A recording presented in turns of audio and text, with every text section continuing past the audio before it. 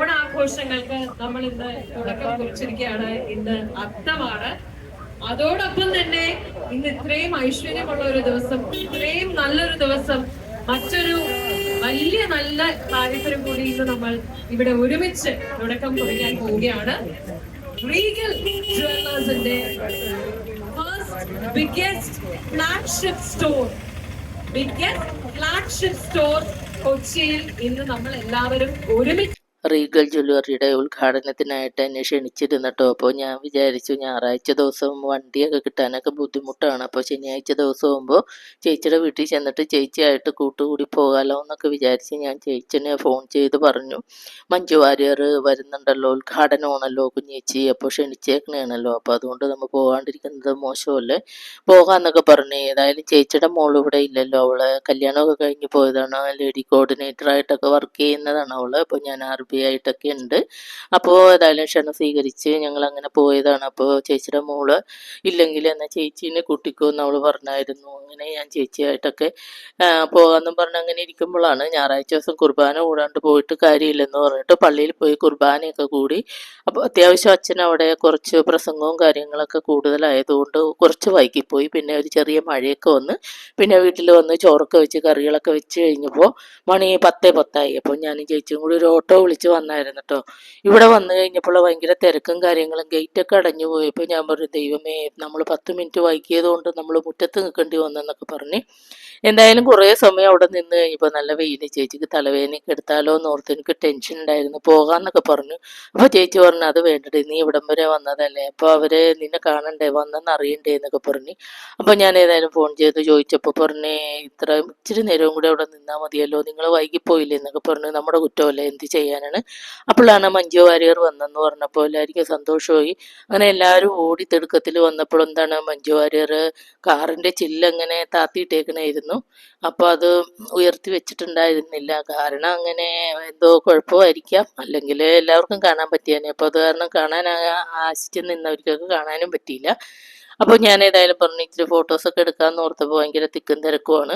അതുപോലെ റോഡല്ലേ, വണ്ടികളൊക്കെ ഒത്തിരി വന്നുകൊണ്ടിരിക്കണം. അപ്പോൾ ഞാനത് വലിയ കാര്യമായിട്ടൊന്നും പിടിച്ചൊന്നുമില്ല. ഞങ്ങൾ പിന്നെ കുറേ സമയം അവിടെ നിന്നില്ല വെയിലത്ത്, ഒന്നില്ലെങ്കിൽ പോകാം അല്ലെങ്കിൽ അകത്ത് കയറാമെന്നും പറഞ്ഞ് നിന്ന്. പിന്നെ ഞങ്ങൾ ഏതായാലും അകത്ത് വന്നപ്പോൾ അകത്ത് കാണുന്ന കുറേ കാഴ്ചകളൊക്കെയാണ് കേട്ടോ ഇത്. ഇപ്പോൾ വൈകിപ്പോയി എന്ത് ചെയ്യാനാണ്. അപ്പോൾ എൻ്റെ ഫ്രണ്ട്സൊക്കെ അവർ ഒരു 7:45 ആയപ്പോൾ വന്നെന്ന് പറഞ്ഞ്, നീ എന്താണ് വൈകിയതെന്നൊക്കെ എന്നോട് ചോദിച്ചായിരുന്നു, കുറേ നാളായില്ല നിന്നെ കണ്ടിട്ടെന്നൊക്കെ പറഞ്ഞായിരുന്നു.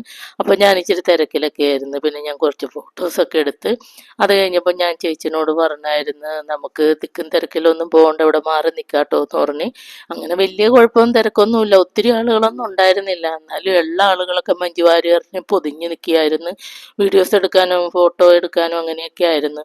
പക്ഷേ എല്ലാവർക്കും ഒരു കാണത്തക്ക രീതിയിൽ നിന്നിരുന്നേച്ചെങ്കിൽ എല്ലാവർക്കും നല്ല രീതിയിൽ നിന്ന് ഫോട്ടോസൊക്കെ എടുക്കാമായിരുന്നു. പിന്നെ ഞാൻ നോക്കിയപ്പോൾ എന്തിനാ ഈ തിരക്കിൻ്റെ ഇടയിൽ പോയി വെറുതെ ആവശ്യമില്ലാത്ത കാര്യമില്ലേ എന്നും പറഞ്ഞ് മാറി നിന്നായിരുന്നു.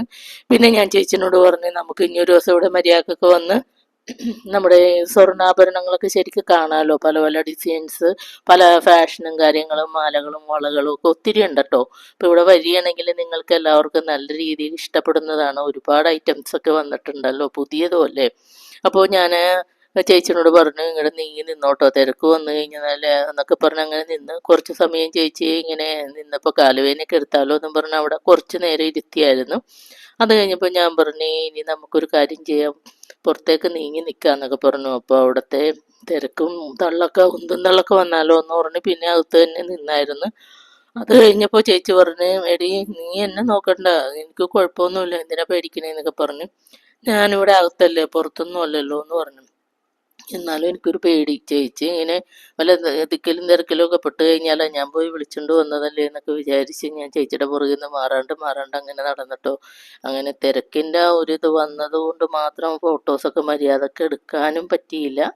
പിന്നെ ചിലതൊക്കെ കുറച്ചൊക്കെ എടുത്തായിരുന്നു ഞാൻ. പിന്നെ ഇവിടുത്തെ തിരക്കെന്ന് പറഞ്ഞാൽ എല്ലാവരും കണ്ട ഒരുപാട് തിരക്കില്ല, പക്ഷെ എല്ലാവരും തന്നെ ഇങ്ങനെ മഞ്ജു വാര്യരുടെ അടുത്ത ഫോട്ടോസിന് വേണ്ടി പോസ് ചെയ്യുന്ന ആൾക്കാരൊക്കെയാണ് കൂടുതൽ.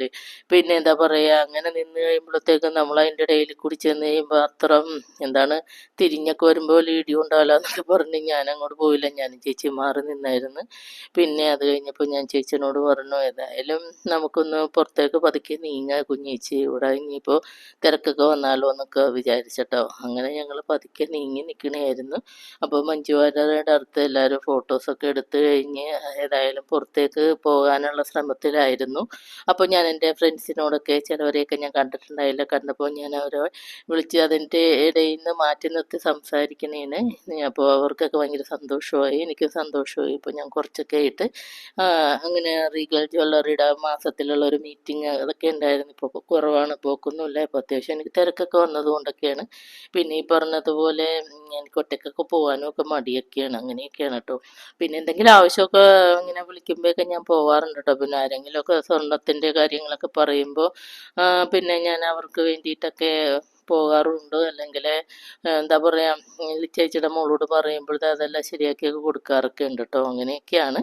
പിന്നെ ഞാൻ പറഞ്ഞു, ചേച്ചി നമുക്ക് നിങ്ങളുടെ നിൽക്കാൻ വരുമെന്നേ, അവിടെ നോക്കി നിൽക്കണ്ടെന്ന് പറഞ്ഞപ്പോൾ ചേച്ചി പറഞ്ഞിടി അങ്ങനെ വലിയ തിരക്കൊന്നുമില്ല, പക്ഷെ അവരൊക്കെ ഇങ്ങനെ പൊതിഞ്ഞ് 3-4 കൂട്ടക്കാരങ്ങനെ നിൽക്കുന്നത് കൊണ്ടാണെന്ന് പറഞ്ഞു. അങ്ങനെയൊക്കെ അത് കഴിഞ്ഞ് കഴിഞ്ഞപ്പോൾ എന്നാൽ പുറത്തേക്ക് പോകാമെന്ന് പറഞ്ഞ് ഞാൻ ചേച്ചീനെ നിർബന്ധത്തോടെ വിളിച്ച് അങ്ങനെ പുറത്തേക്ക് നീങ്ങി നിൽക്കുമ്പോഴാണ് മഞ്ജു വാര്യർ ഏതായാലും പുറത്തേക്ക് വരുമല്ലോ എന്ന് പറഞ്ഞ ആൾക്കാരൊക്കെ ഇങ്ങനെ കുറച്ച് പേരൊക്കെ ഇങ്ങനെ കാണാൻ ആകാംക്ഷയോടെ നിൽക്കുന്നുണ്ട്. പൊരിഞ്ഞ വെയിലുമാണല്ലോ, അപ്പോൾ ആ വെയിലൊക്കെ മറന്ന് നിൽക്കുന്നത് ഇപ്പോൾ വരും എന്നും പറഞ്ഞാണ്. അപ്പോൾ ഇവിടെയാണെങ്കിൽ ഭയങ്കര ഫോട്ടോസിന് തിരക്ക് പിടിക്കല്. പിന്നെ അത് കഴിഞ്ഞപ്പോഴത്തേക്കും മഞ്ജു വാര്യർ പുറത്തേക്ക് പോയായിരുന്നു കേട്ടോ.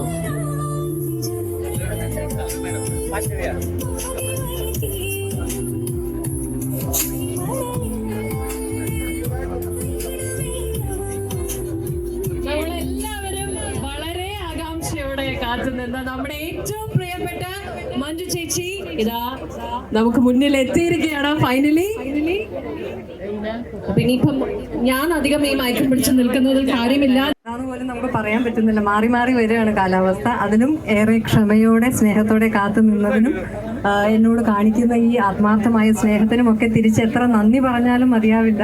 പകരം 10,000 മടങ്ങ് സ്നേഹം അങ്ങോട്ട് തരാൻ മാത്രമേ എനിക്കറിയുള്ളൂ. ഇന്നിപ്പോ ഏറ്റവും സന്തോഷമുള്ള ഒരു അവസരത്തിലാണ് നിൽക്കുന്നത്. റീഗൽ ജ്വല്ലേഴ്സിന്റെ കൊച്ചിയിലെ പുതിയ ഫ്ലാഗ്ഷിപ്പ് സ്റ്റോറിന്റെ ഉദ്ഘാടനമാണ്. കൊച്ചിയിലെ തന്നെ ഏറ്റവും വലിയ സ്റ്റോറാണ് എന്ന് മനസ്സിലാക്കിയതിൽ എനിക്ക് അങ്ങേയറ്റം അഭിമാനം.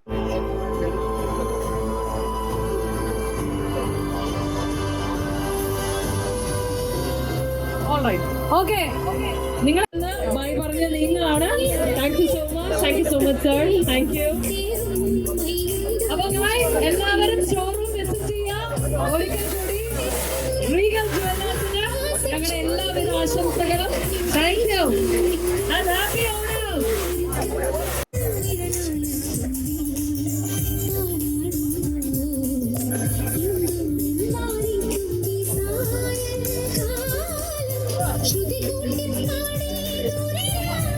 പിന്നെ ഞങ്ങൾ അത് കഴിഞ്ഞപ്പോൾ അകത്ത് കയറിയിട്ട് കുറച്ച് മാലകളും വളകളും ഒക്കെ മറ്റുള്ളവരെയൊക്കെ കാണിക്കണ്ടേന്ന് പറഞ്ഞ് കുറച്ചൊക്കെ ഞങ്ങൾ പിടിച്ചായിരുന്നു. തിരക്കൊക്കെ കുറഞ്ഞായിരുന്നു. അപ്പോൾ അധികം വലിയ തിരക്ക് ഉണ്ടായിരുന്നില്ല. എങ്കിലും ഒരു ചടങ്ങ് നടക്കുമ്പോൾ നമ്മൾ അതൊക്കെ കഴിഞ്ഞ് കഴിഞ്ഞപ്പോഴാണ് ഞാൻ കയറി ഇങ്ങനെ നിന്ന് ചേച്ചിയും ഞാനും കൂടെയൊക്കെ നിന്ന് കുറച്ച് ഫോട്ടോസൊക്കെ എടുത്തിട്ട് പിന്നെ ഞാൻ ചേച്ചിയോട് പറഞ്ഞു, നമുക്ക് ഇനി ഒരു ദിവസം വരുമ്പോൾ എന്തെങ്കിലും മോതിരോ വളയൊക്കെ വാങ്ങിക്കാനൊക്കെ ഉണ്ടല്ലോ, അപ്പോൾ വന്നിട്ട് നമുക്ക് കൂടുതൽ പണിത്തരങ്ങളും കാര്യങ്ങളൊക്കെ നോക്കാമല്ലോ എന്നൊക്കെ പറഞ്ഞപ്പോൾ കുറച്ച് ആളുകളൊക്കെ മേടിക്കുന്നുണ്ടായിരുന്നു. പിന്നെ കുറേ ആളുകളൊക്കെ ഇതൊക്കെ നോക്കാനൊക്കെ വന്ന് നിൽപ്പുണ്ടായിരുന്നു. അങ്ങനെയൊക്കെ ആയിരുന്നു കേട്ടോ. ഇത് തന്നെയായാലും നല്ല അടിപൊളി ഡിസൈൻസും കാര്യങ്ങളൊക്കെ ഉള്ള വളകളും മാലകളൊക്കെ ഉണ്ട് കേട്ടോ. നിങ്ങൾ വന്ന് നോക്കുമ്പോൾ നിങ്ങൾക്ക് മനസ്സിലാവും. ഒത്തിരി ഐറ്റംസൊക്കെ ഉണ്ടല്ലോ അവിടെ. അപ്പോൾ പുതിയതൊക്കെ അല്ലേ, പിന്നെ അപ്പോൾ നിങ്ങൾക്ക് വന്ന് നോക്കിയിട്ട് നിങ്ങൾക്ക് ഇഷ്ടമുള്ളതൊക്കെ ഇവിടെ നിന്ന് സെലക്ട് ചെയ്യാം കേട്ടോ. പിന്നെ അതുപോലെ തന്നെ എൻ്റെ നമ്പറിൽ പിന്നെ ചേച്ചിയുടെ മോളുടെ നമ്പറിലൊക്കെ വിളിക്കുകയാണെങ്കിൽ അത്യാവശ്യം നമുക്ക് അവിടെ പോയി നല്ല രീതിയിലൊക്കെ സ്വർണ്ണങ്ങളൊക്കെ എടുക്കാമല്ലോ. പിന്നെ ഫണ്ടും കാര്യങ്ങളും അങ്ങനെയൊക്കെ ഉണ്ട് കേട്ടോ.